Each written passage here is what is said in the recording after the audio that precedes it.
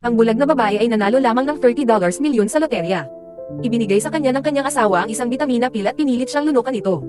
Isang mensahe ang dumating sa pamamagitan ng mga earphone na nagbabala sa kanya ay nalasan ito. Nagpanggap siyang lunukan ng tableta upang pakalmayan siya, nasasabik siyang gisingin ang kanyang ina upang maangkin ang premyo.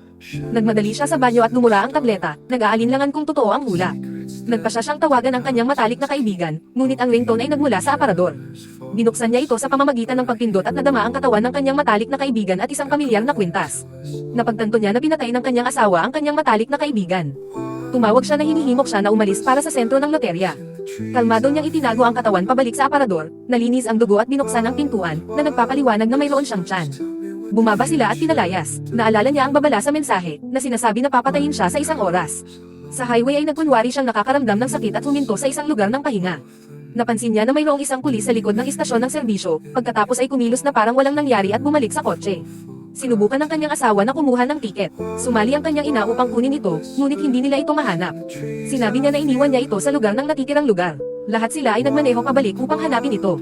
Kinuha niya ang pagkakataon na maghiwalay mula sa kanyang asawa at lumakad papunta sa istasyon ng pulisya upang tumawag ng tulong. Ngunit ang eksena ay naging isang inabando ng site ng konstruksyon. Nakita na ng kanyang asawa sa pamamagitan ng kanyang plano. Inamin niya na pinapatay ang kanyang matalik na kaibigan. Tumakbo siya at hinabol niya siya. Nagsimula ang isang nakamamatay na laro ng pusa at mouse. Nagtago siya sa isang sulok at nagpadala ng isang mensahe sa predator, nagtanong kung sino siya at kung bakit alam niya ang lahat. Tulad ng pagtawag niya sa pulisya, lumitaw ang kanyang asawa. Kinuha niya ang isang piraso ng basag na baso at hinawakan ito sa kanyang lalamunan. Nagsinungaling siya na sinasabi na ito ang kanyang ama na gumawa ng lahat. Naniniwala siya sa kanya. Dinala niya siya sa labas ng site sa isang nakatagong paradahan. Ang ama at anak na lalaki ay nakipaglaban sa lugar. Nasugatan ng ama ang asawa.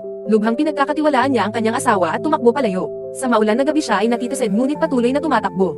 Dahan-daang sinundan ng ama ang pangangaso. Tumakbo siya sa isang lalagyan ng pagpapadala. Isang mensahe ang nagsabi sa kanya na ang ama ay ang raincoat butcher. Pinatay niya ang 18 kababaihan at itinanghal ang mga ito bilang mga pagpapakamatay.